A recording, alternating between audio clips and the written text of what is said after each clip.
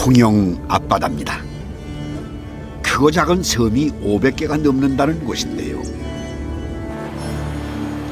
바다가 울타리고 그 울타리가 곧 모두 길이 되는 섬에서 낯선 일을 제일 먼저 반겨주는 것도 물입니다. 이 물은 자꾸 육지로 올라오고 싶은 욕망을 느끼는 모양이에요. 자꾸 철썩거리고 올라오래. 하하, 육지를 향한 바다의 욕망이 눈으로 변한 것일까요? 10년 만에 본다는 굵은 눈발에 통영의 작은 섬 추도의 아낙네들이 난리가 났습니다. 아이고, 이런 눈을 맞으면 안 되는 게 있었군요. 바로 요 녀석 물메기가 그 주인공입니다. 오늘 제가 찾아갈 밥상의 주인공이기도 하고요.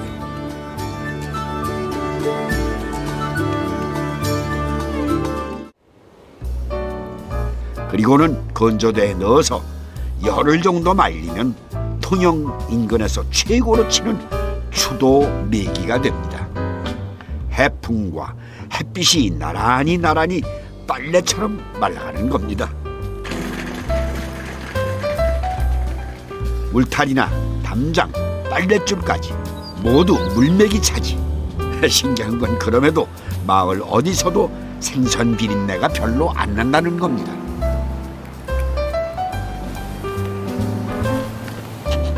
그냥 물 냄새 같은 것만 납니다. 물 냄새. 그거 참 신기해요.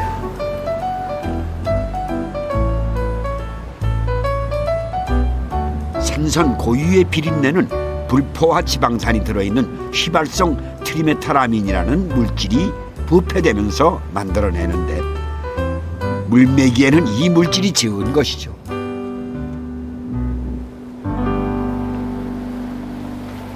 참 조용한 동네입니다. 아니 저쪽 바위 밑에서 이 물이 부딪히는 소리가 여기까지 들립니다. 아이고, 이 집도 있고 이 집도. 이 집집마다 건조대들이 다 있습니다. 이게 여기서 올려다봐도 물메기, 이렇게 내려다봐도 물메기. 눈길 주는 곳마다 물메기가 천지입니다. 추도에선 이 물메기로 1년 살림을 챙긴 날이 그 뭐 당연한 일이겠죠. 그런데 이 물메기는 추도에서만 잡히는 생선은 아니겠죠. 우리나라 연안 어디에서나 잡히는 어종이겠죠. 그럼에도 이 남해안 일대에서 유독 추도 물메기가 최고로 친다는데 왜 그런지 현재로서는 잘 모르겠습니다. 한번 함께 연구하시죠.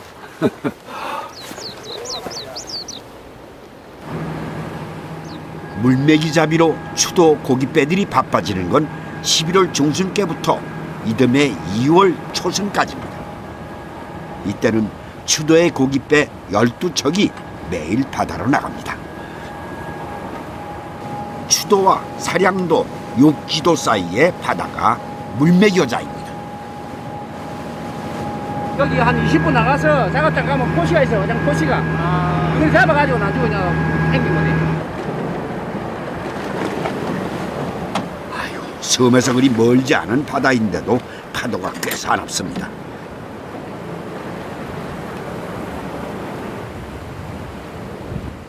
이런 날은 물메기란 녀석들도 움직이려 하지 않으면 어쩌나 걱정했는데 다행히도 첫 번째 통발부터 물메기를 잡았습니다. 그것도 2마리입니다.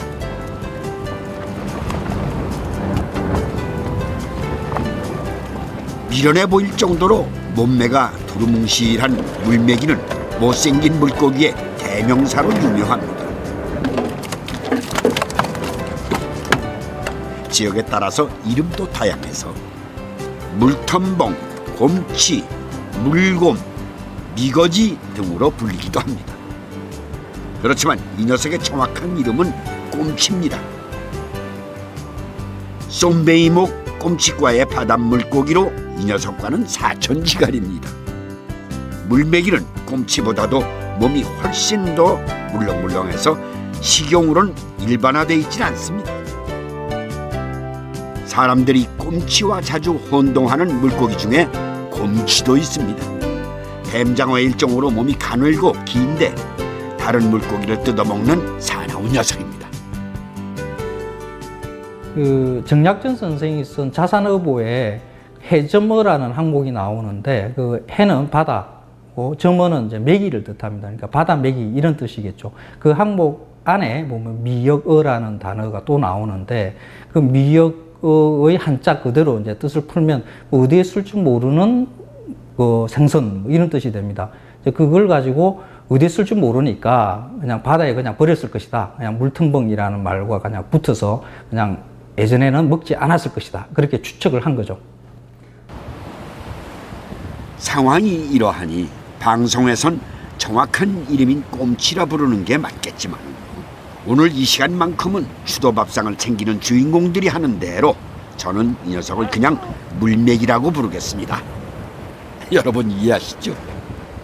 이 고기는요 항상 월동고기가 돼가지고 물수온이 낮아야 오는 거야. 이게 물수온이 낮아야 떠보면 물수온이 높으면 아예 안 오는 게 어디서 있는가는 걸 우리가 잠깐만 모르겠는데 하여튼 날씨가 아달해야 돼야 이 고기가 나오는 거야. 그래서 통영 앞바다에서 물메기를 잡을 수 있는 것도 1년 중 단 3개월 뿐입니다. 물메기가 산란을 위해 수심 30-40m의 얕은 바다를 찾아와서 해조류나 그물에 알을 붙이는 시기입니다.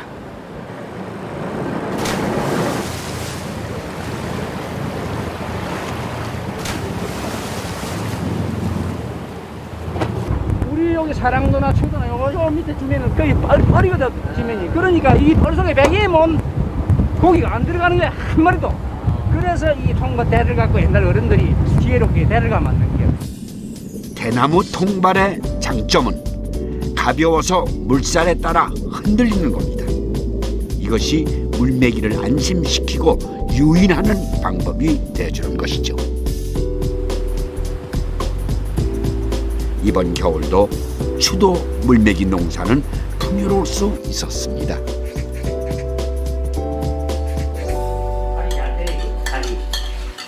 칼을 많이 갈아줍니다. 칼을 다 갈아줍니다. 김광식 씨는 올겨울도 직접 잡은 물메기를 칼끝이 무뎌지도록 손질하고 말리느라 바빴습니다. 김춘자 씨는 이런 남편과 함께 물메기 농사를 지어온 지 30년째. 얼마나 맛있다 시원해. 얘. 끓일 게 없네.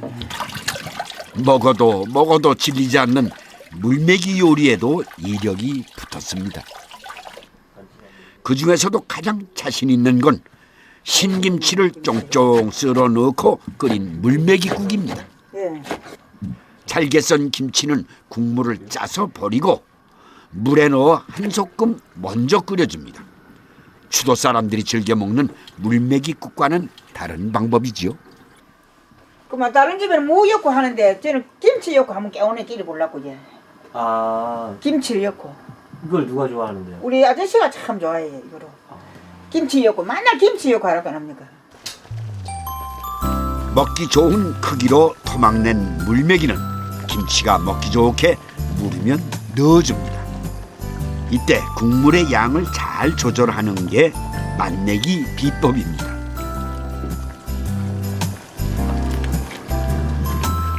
그래. 이 미기는 제 살에서 물이 나온 게나. 물을 너무 많이 부은 맛이 없어. 예, 제 살에서 물이 나온 게. 그러니까 물로 물을 살짝 적게 넣어야 돼요. 예, 조금 작다시 부으면 돼.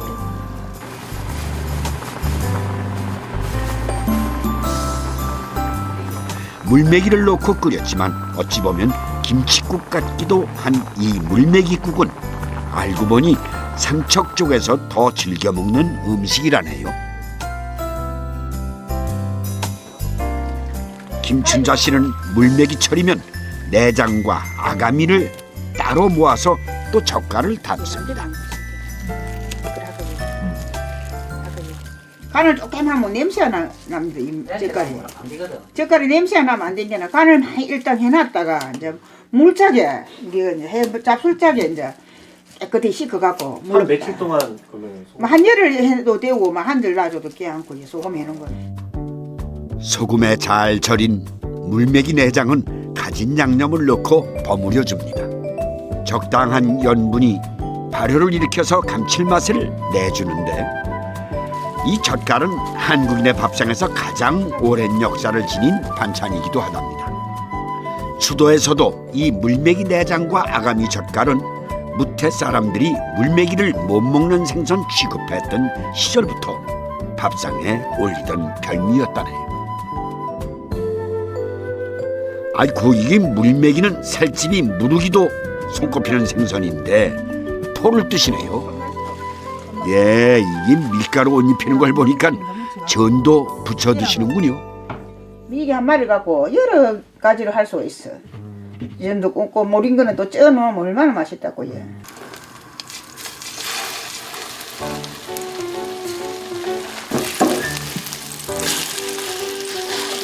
아이고, 아주 보기에도 맛나 보입니다. 원래 살집이 무른 생선이니 전으로 먹으면 더 부드러운 맛이 나겠네요.